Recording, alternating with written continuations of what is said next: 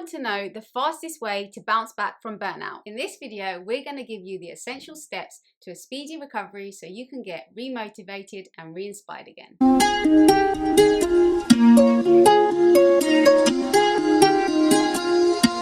Yasmin and I spent over 6 years in and out of extreme burnout when we were doing our law degrees, renovating our houses and building our law careers. We have now been burnout free for the past 6-7 years, and we're going to share with you exactly how we recovered for good. Our first tip is to slow down and rest. If you are burnt out, then rest should be your priority right now.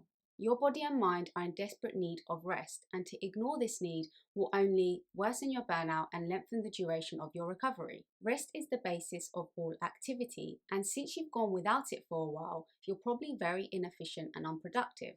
So giving yourself the rest you need is the most productive thing you can do. One of the most fundamental parts of resting is to restore your nervous system. In burnout, your nervous system is severely dysregulated because you're constantly operating from your sympathetic nervous system or your flight and fight response. This leads to various health issues and causes you to feel constantly anxious, overwhelmed, and hyper alert to potential threats and danger. If you continue to operate from your fight and flight response and you do not restore the balance in your nervous system by switching to your parasympathetic nervous system, i.e. the rest and digest response, then you cannot recover from burnout. So there are a number of ways to activate your body's rest and digest response. Activities such as yoga, mindful walking, meditation, and massages are all very helpful. Also, taking moments throughout the day to reconnect and tune into your body works very well. You simply have to scan your whole body and relax your tense and contracted muscles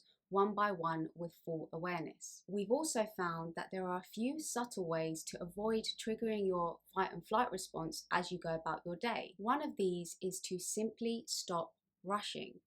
Every time you get up quickly, frantically complete a task, rush to the door, or tell your mind that you are behind, you trigger your nervous system and your fight and flight response.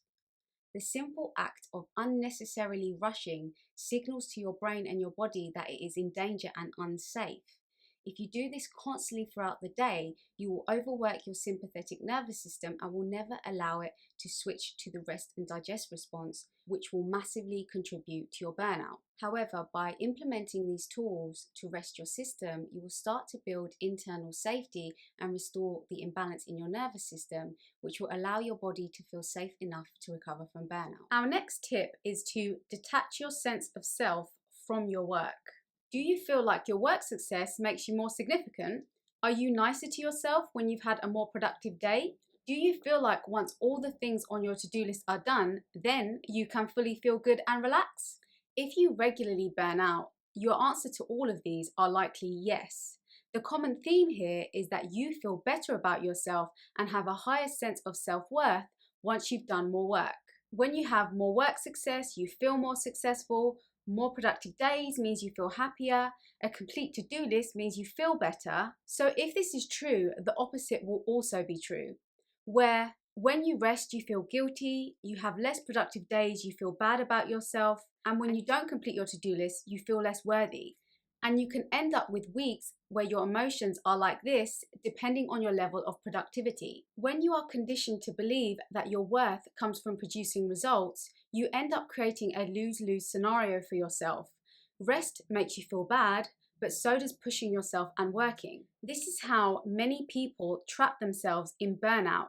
And if this is you, you need to detach your sense of value from your work by recognizing that your true value does not come from your work. Somewhere along the line, likely in your childhood, you adopted the belief that when you worked, perhaps you got good grades at school, you felt that you were more worthy, more lovable, or acceptable. But perhaps when you were resting or playing, you were told you were lazy, not smart enough, or just not enough in some way, creating the link between your worth and your work. So ask yourself, what are the beliefs I grew up with about working hard? Do I feel the need to be successful in order to prove myself or feel worthy? Once you get to the root cause of where these beliefs come from, take yourself back to a memory and visualize your current self parenting that child, knowing what you know now. What would you say to this child about how valuable they truly are, regardless of their school grades or mistakes? What would you say to them even if they told you they got bad grades? Would you teach them to often rest, or would you allow them to beat themselves up if they were playing and not always studying or working? Maybe you would tell them that you love and accept them regardless of when they are working and when they are playing, that they don't have to push themselves to extremes to make you feel proud. Maybe you'd encourage them even when they got not so good grades and let them know that they're valuable regardless. This is a snippet into shadow work and inner child work which we teach for burnout recovery.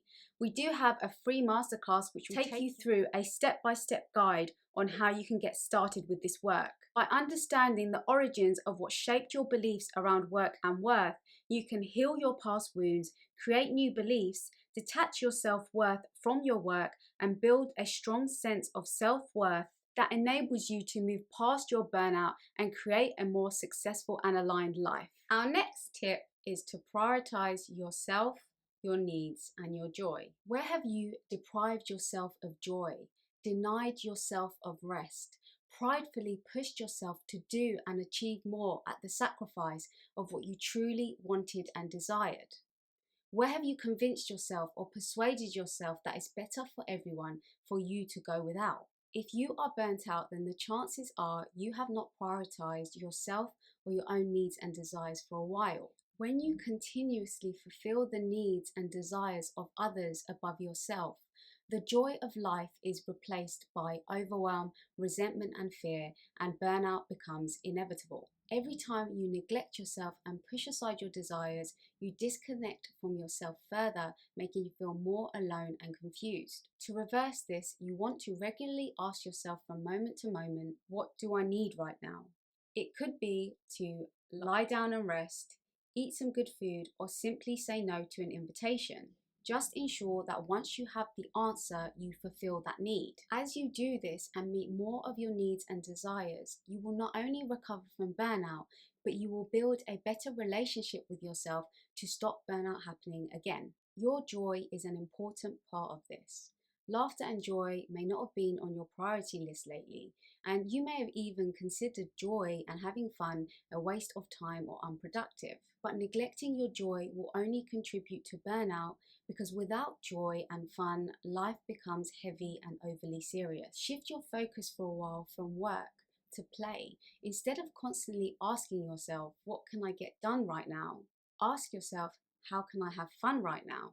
Even when you're doing something that you don't typically enjoy, how can you make it more enjoyable? Find the things that light up your life and integrate joy into your daily habits, so your life doesn't just become about work, to-dos, and your achievements. So we just wanted to pop in here to let you know that we're currently interviewing people who have been through or going through burnout for an upcoming project. So if you're happy to share your experience with us, click on the link below to book a quick chat with us. The next tip is to quiet the inner critic. If you are burnt out right now, you're probably heavily criticizing yourself, putting a lot of pressure on yourself, and have a lot of anger and resistance towards your current situation, all of which are normal, but they keep you focused on the problem instead of the solution, keep you mentally beating yourself up, and therefore stuck in burnout. The quicker you can shift that self-rejection to self-acceptance, the quicker you'll recover. To quiet the inner critic and turn your inner voice to your own burnout recovery supporter, the first step is radical self-acceptance of your current situation. You want to accept you are here now. Remove the resistance and empower yourself by deciding you are on the road to recovery, and you're going to make a comeback that puts you even further ahead than you would have been had you not have got burnt out in the first place. To make peace with your burnout, ask yourself, what is this burnout here to teach me? The truth is, it's here for a reason. Maybe you need to change direction. Maybe you are heading for health problems and it's trying to stop you. Maybe it's preventing you from more severe health problems. Burnout did all of this for us, and it was the gift that made us quit our unaligned, uninspiring law career because we were not brave enough to quit even though we knew it wasn't right for us. Burnout realigned us to a life we are more fulfilled and passionate about. So what is the gift of burnout for you? You will know you have found it when you feel a sense of peace and acceptance around your situation. The next step to discipline the inner voice is to write down What are the 5 most common phrases you say to yourself and mentally beat yourself up with? Then we invite you to flip them. So, for example, if your first one was, I'm not doing enough, flip it to, I am doing my best and that is enough. If it was, everyone else is managing fine, the opposite would be, I honor my own journey and recognize everyone has their own challenges just like I do. If one of them was, I'm a failure, change it to, I'm learning and growing from my experiences. I can see my continuous progress. Then every time you say the negative inner critical thought in your head, flip it and say the more empowering thought. Also, turn these new phrases into affirmations, write them down, put them on your notes app, and keep rereading them until that becomes your new inner voice that you say to yourself to support yourself throughout your recovery. Also, please share and comment down below, what was your old inner critical negative thought and what is the new affirmation that you've changed it to? We'd love to know. If you are looking for more support, we have our free masterclass, more videos on our channel, and we do also offer one-to-one coaching to help you with your burnout recovery. So feel free to reach out by email or any of our social media platforms. We'll leave everything linked down below. That's it for today, guys. We hope you enjoyed the video. If you did, please like, share, subscribe, and comment. And until next time, thanks for watching. Bye.